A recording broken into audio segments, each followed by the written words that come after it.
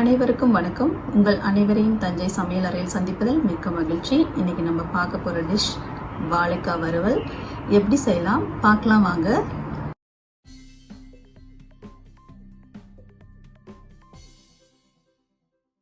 இப்போ நம்ம வாழைக்காய் வறுக்கிறதுக்கு வாழைக்காய் கட் பண்ணி வச்சுருக்கோம். ரொம்ப நைஸாக வாழைக்காவை கட் பண்ணிடக்கூடாதுங்க. இந்த மாதிரி இந்த அளவுக்கு மொத்தம் இருக்கிற மாதிரி கட் பண்ணிக்கோங்க. சில பேர் ரொம்ப நைஸாக கட் பண்ணிடுறாங்க.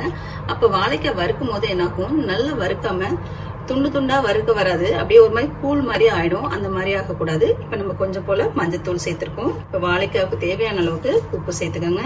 நான் ஒரு அரை ஸ்பூன் காரத்துக்கு மிளகாத்தூள் சேர்த்திருக்கேன். இது நல்லா பெசரி விட்டுக்கலாம். இப்போ நம்ம வாழைக்காய் வறுக்கிறதுக்கு கடாய் வச்சிருக்கோம். அதுல கொஞ்சம் போல எண்ணெய் விட்டுருக்கேன். இப்போ நான் சோம்பு, பூண்டு, கருவேப்பிலை மூணையும் இடிச்சு எடுத்திருக்கேன்.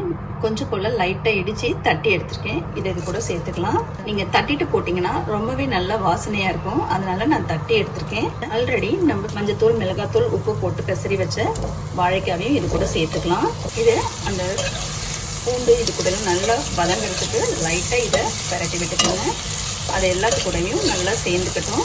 நல்லா வாசனையாக இருக்குங்க. வாழைக்காய் வாய்வுன்ற பயமும் இருக்காது நமக்கு. நல்லா பூண்டு நிறைய தட்டி போட்டுக்கிட்டிங்கன்னா நல்லா இந்த மாதிரி தனித்தனியாக எடுத்து விட்டுக்கோங்க.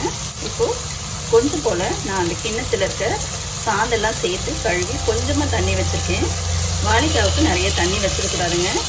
இந்த அளவுக்கு தண்ணி இருந்தால் போதும். ஆவியிலே வெந்துடும். இதை நம்ம மூடி வச்சுட்டு ஒரு 5 மினிட்ஸ் கழிச்சு திரும்பி பார்க்கலாம். ஆனால் உடனே பார்க்கணுங்க. தண்ணி இல்லைன்னா அடியில் குடிச்சுக்கும். ஏன்னா நம்ம ரொம்ப கம்மியான தண்ணி வச்சுருக்கோம். பாருங்கள், வாழைக்காய் வெந்துக்கிட்டு இருக்கு. நம்ம இந்த சமயத்தில் கொஞ்சம் போல் அப்படி லைட்டாக பரட்டி விட்டுக்கலாம். தண்ணி இருக்குங்க லேசாக, அதனால இப்படி பரட்டி விட்டுக்கோங்க. ஏன்னா அந்த பக்கம் இந்த பக்கம் 2 பக்கம் பரட்டி விட்டால் தான் நல்லா வேகும். இந்த மாதிரி கொஞ்சம் வாழைக்காவை தனித்தனியாக எடுத்து விட்டுக்கோங்க. இது இன்னும் கொஞ்சம் நாளி தண்ணி வற்றட்டும். பாருங்கள், நம்ம தண்ணி எல்லாமே நல்லா வற்றிடுச்சு. இந்த சமயத்தில் நம்ம கரண்டி போடுறோம். நல்லா நிதானமாக பொறுமையாக எடுங்க. இப்படி நல்லா கிளறி விடுங்க. இந்த பக்கம் உள்ளதெல்லாம் அந்த பக்கம் பரட்டி போடுங்க. இல்லை கொஞ்சம் நாள் தண்ணி வச்சோம் வெந்திருக்குமா அப்படின்னு ஒரு டவுட் இருக்கும். நான் உங்களுக்காக ஒன்று உடச்சி காட்டுறேன். பாருங்கள்,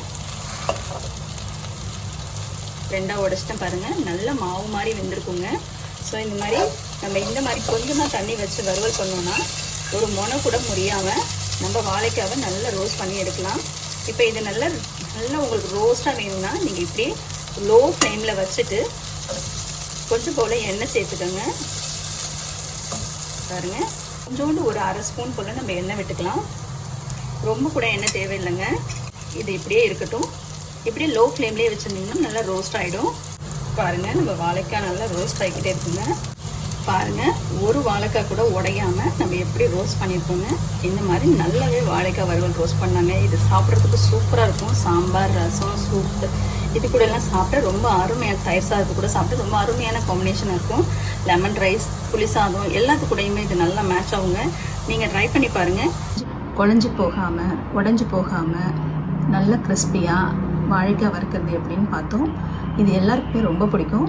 நீங்களும் செய்து பாருங்கள். உங்களுக்கு பிடிச்சிருந்துச்சுன்னா லைக் பண்ணுங்கள், ஷேர் பண்ணுங்கள், கமெண்ட் பண்ணுங்கள். மறந்துடாமல் சப்ஸ்கிரைப் பண்ணாதவங்க சப்ஸ்கிரைப் பண்ணிக்கோங்க. உடனுக்குடன் வீடியோக்களை தெரிந்து கொள்ள பெல் பட்டனை ப்ரெஸ் பண்ணுங்கள். நன்றி.